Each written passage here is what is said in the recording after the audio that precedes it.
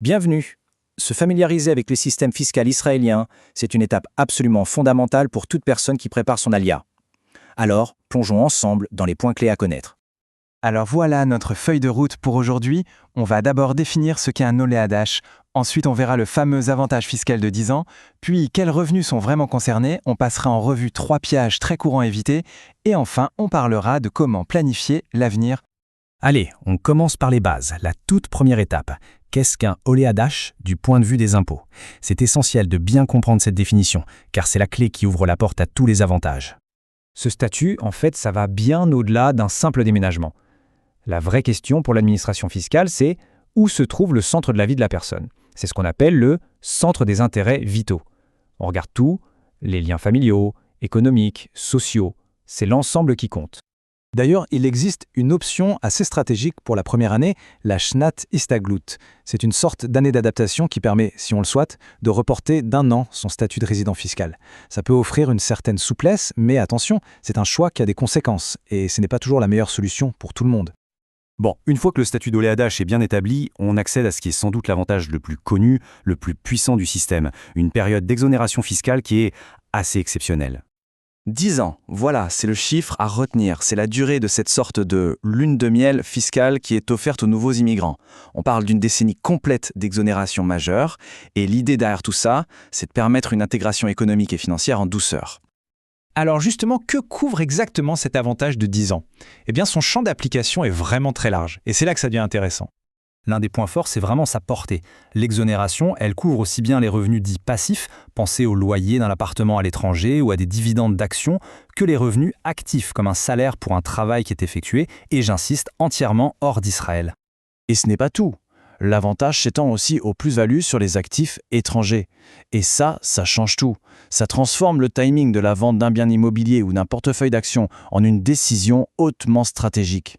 Vendre juste après l'ALIA, pendant cette période de 10 ans, ça peut vouloir dire une exonération totale d'impôts en Israël sur le gain réalisé. C'est énorme. Mais voilà, qui dit système généreux dit aussi risque de malentendus, et certains peuvent coûter très cher. Alors attaquons-nous aux mythes les plus courants et les plus dangereux. Celui-là, c'est le grand classique, le mythe le plus répandu, de loin. L'idée qu'on a une sorte d'ardoise fiscale complètement vierge pendant 10 ans. C'est une idée très séduisante, mais malheureusement, c'est totalement faux et même dangereux d'y croire.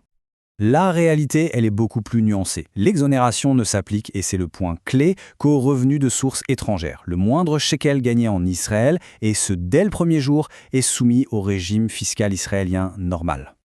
Concrètement, ça veut dire que tout salaire israélien est imposable. Et en plus, les autorités peuvent tout à fait exiger une déclaration complète de son patrimoine mondial, la fameuse Assarat Hon, pour savoir d'où on part. Ah, celui-là, avec l'explosion du télétravail, c'est peut-être devenu le piège numéro 1, le plus fréquent et souvent le plus coûteux. La règle est simple. La localisation de l'employeur, on s'en moque. Ce qui compte, ce qui est absolument déterminant, c'est la localisation de l'employé, c'est-à-dire l'endroit où le travail est physiquement réalisé. Le principe est donc limpide. Si le travail est fait depuis un ordinateur dans son salon à Tel Aviv, le revenu est de source israélienne. Point. Et il est donc pleinement imposable en Israël, peu importe que l'employeur soit basé à Paris ou à New York, et peu importe que le salaire soit versé sur un compte en France. Passons maintenant à un cas un peu plus complexe, pour ceux qui ont des montages financiers internationaux. Une autre supposition dangereuse concerne les structures juridiques comme les trusts ou les holdings à l'étranger. Encore une fois, c'est faux. Il ne faut pas sous-estimer la loi fiscale israélienne. Elle a des dispositions très spécifiques qui lui permettent de voir à travers ces structures, même pendant la période d'exonération des 10 ans. L'erreur serait de penser que ces structures sont une sorte de forteresse invisible pour le fisc. Ne pas faire auditer ces trusts ou ces sociétés par un expert avant la LIA peut mener à de très très mauvaises surprises. C'est pour ça qu'une analyse en amont n'est pas juste une option, c'est une nécessité absolue.